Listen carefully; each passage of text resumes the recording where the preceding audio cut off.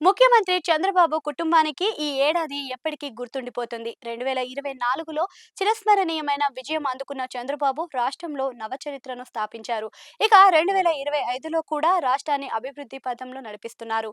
ముఖ్యమంత్రి చంద్రబాబు వృద్ధి సాధనలో జాతీయ సగటును మించి రాష్ట్రంలో మెరుగైన ఫలితాలను సాధించడమే కాకుండా సిఐఐ సమ్మిట్ నిర్వహించిన 3 రోజుల్లో ఏకంగా 13.25 లక్షల కోట్ల పెట్టుబడులు సమీకరించారు.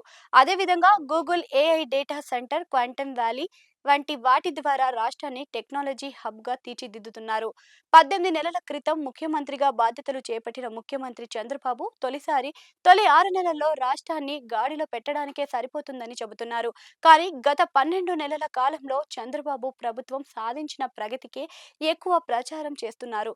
సిఐఐ సదస్సుతో పాటు సిఐఐ సదస్సుతో పాటు ఇతర ఒప్పందాల ద్వారా ఒక ఏడాదిలోనే సుమారు 16 లక్షల పెట్టుబడులను సాధించినట్లుగా కూటమి ప్రభుత్వం చెబుతుంది. ఈ క్రమంలోనే అభివృద్ధి సంక్షేమానికి సమప్రాధాన్యత ఇస్తూ రాష్ట్రాన్ని నడిపిస్తున్న చంద్రబాబుకు 2025 వ్యక్తిగతంగా కుటుంబ పరంగా మర్చిపోలేని మధురానుభూతిని ఇచ్చిందని అంటున్నారు. ఈ ఏడాదిలో చంద్రబాబుకు ప్రతిష్టాత్మకంగా business reference of the year award లభించింది. ఎకనామిక్స్ టైమ్స్ను ప్రదానం చేస్తున్న ఈ ప్రతిష్టాత్మక పురస్కారం సీఎంకు లభించింది గొప్ప విషయంగా కూడా చెబుతున్నారు. ఏపీకి ముఖ్యమంత్రిగా పనిచేసిన నేతల్లో ఇంతకు ముందు ఎవరికీ ఇలాంటి అవార్డు రాలేదు. పాలనలో తెచ్చిన సంస్కరణ, పెట్టుబడుల ఆకర్షణ, అభివృద్ధి దిశగా ఆయన తీసుకున్న నిర్ణయాలకు గాను ఈ అవార్డు దక్కింది. మరోవైపు చంద్రబాబు సతీమణి కూడా ఈ ఏడాది 2 ప్రతిష్టాత్మక అవార్డులను అందుకున్నారు. హెరిటేజ్ ఫుడ్స్ ఎండీగా ఉన్న భువనేశ్వరి ఐఓడి డిస్టింగ్విష్డ్ ఫెలోషిప్ అవార్డుతో పాటు గోల్డెన్ పికాక్ అవార్డును కూడా ఎంపికయ్యారు. నవంబర్లో లండన్లో జరిగిన ఓ కార్యక్రమంలో ఈ 2 అవార్డులను భువనేశ్వరి స్వీకరించారు.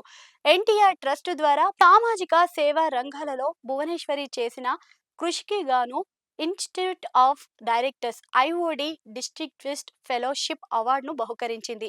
అదే సమయంలో హెరిటేజ్ ఫుడ్స్ సంస్థలో అత్యుత్తమ కార్పొరేట్ గవర్నెన్స్ పాటించినందుకు గాను గోల్డెన్ పికాక్ అవార్డు కూడా దక్కింది. ఇక అత్తకు తగ్గ కోడలుగా నారా బ్రాహ్మణి హెరిటేజ్ ఫుడ్స్ ఎగ్జిక్యూటివ్ డైరెక్టర్ హోదాలో most popular women in business అవార్డును కూడా ఎంపికయ్యారు.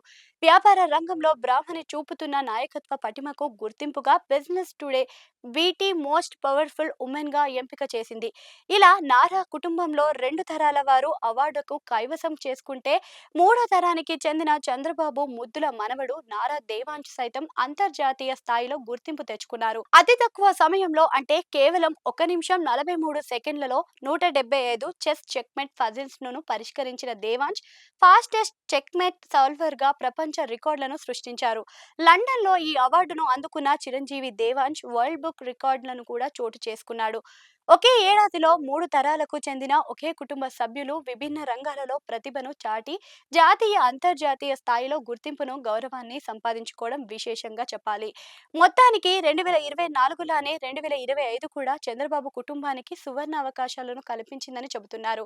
చంద్రబాబు కుటుంబంలోని మొత్తం 5గురు కుటుంబ సభ్యులు ఉండగా కుమారుడు మంత్రి లోకేష్ తప్పించి మిగిలిన అందరికీ ఏదో ఒక అవార్డు రావడం గమనార్హం. లోకేష్ కి కూడా ఈ ఏడాది పార్టీ పగ్గాలు అందుకుంటారు అని ప్రచారం కూడా జరిగినా అనుకోని జాప్యంతో కుదరలేదని అంటున్నారు. కానీ మంత్రిగా తన పనితీరును లోకేష్ ప్రభుత్వంలో స్పష్టమైన ముద్ర వేశారని కూడా అంటున్నారు. మొత్తంగా చూస్తే 2025 చంద్రబాబు కుటుంబానికి బాగా కలిసొచ్చిందని ఏడాది అనిగానే వ్యాఖ్యానిస్తున్నారు.